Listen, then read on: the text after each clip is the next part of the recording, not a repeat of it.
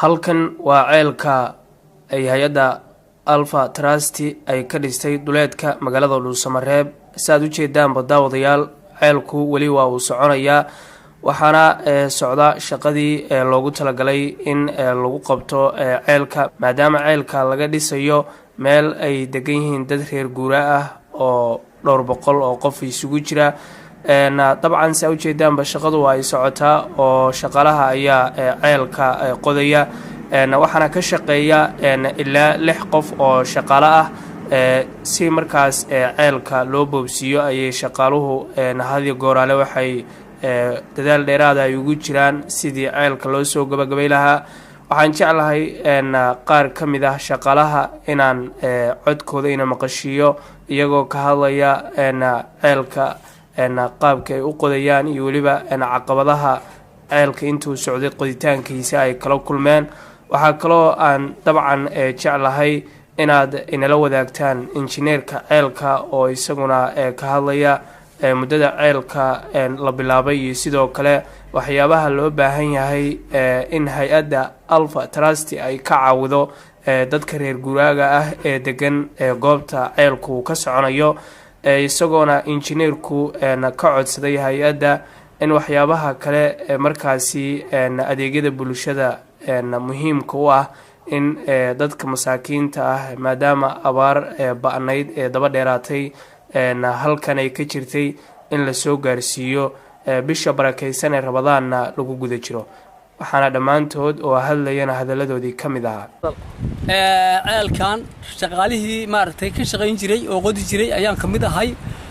qolada maartay sadaqaysanaysa oo hawshaas wadana ajir iyo xasanaad Allah ka siiyo waan ku mahadsankiin 100% maadaama loo baahnaa deegaanka looga baahnaa biyo iyo ceel iyo maartay wuxuu qarad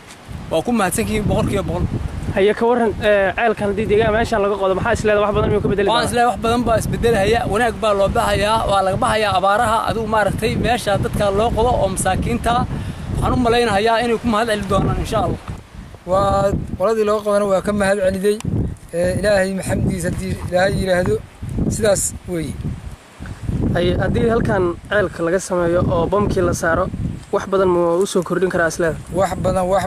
badan umad badan oo aan ceel cabi karin oo masaakiina ayaa iska dul joogta oo eegiyada ku nool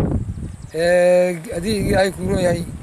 intaas oo dhan oo nafla dhanbaaba ku nool wax aan ceelkan shuban karin oo cabi karin ku nool aad ay u mahadsan tahay hay'adda Alpha Trust lagu soo kaalmaysay ceelkan oo deegaanka u qoday 100% aad ay u mahadsan tahay. meeshan waa looga baahnaa deegaanka waa ay looga baahnay waxaan ka codsanaynaa caawinaad intaan ka badan inay noo soo caawiyaan hadii Ilaahay uu raali ka ahaado. sida hadda aad arkaysaan shaqadii way socotaa shaqaalihii waad aragtaan ceelkii waad aragtaan waxaan rajaynaynaa sida ugu fiican in hadii Ilaahay inoo shaqadii loogu talagalay laga gaaro meel fiican oo wanaagsan oo ku yaala deegaan fiican oo ku yaala. aad ayaan hay'adda Alpha Trust u soo dhaweynaynaa inay noo soo caawiyaan wixii kale heli karaan ay noogu soo daraan oo kaalma 100% ceelku wuxuu marayaa meel aad iyo aad wanaagsan saad u jeedaanba dabcan mitirkiisa dabcan waxa lagu qiyaasayaa ama injineeradu ay noo sheegeen ilaa 5 ilaa 6 in la marsiinayo. bamkii lagu xiri lahaa waxa laga dalbay magaalada Muqdisho ee caasimadda Soomaaliya. waxaan rajaynaynaa inuu soo gaaro goordhow hadii Allah idmo intaanu ku guda jirno bisha barakeysan horaanteeda si loogu xiro barkadiina halkaas looga dhiso. dadka reer miyiga inta badan waa ay soo wacaan oo way yimaadaan halkaan si ceelka loo boobsiyo biyahana ay uga cabaan iyaga iyo waliba dunyada ay haystaan.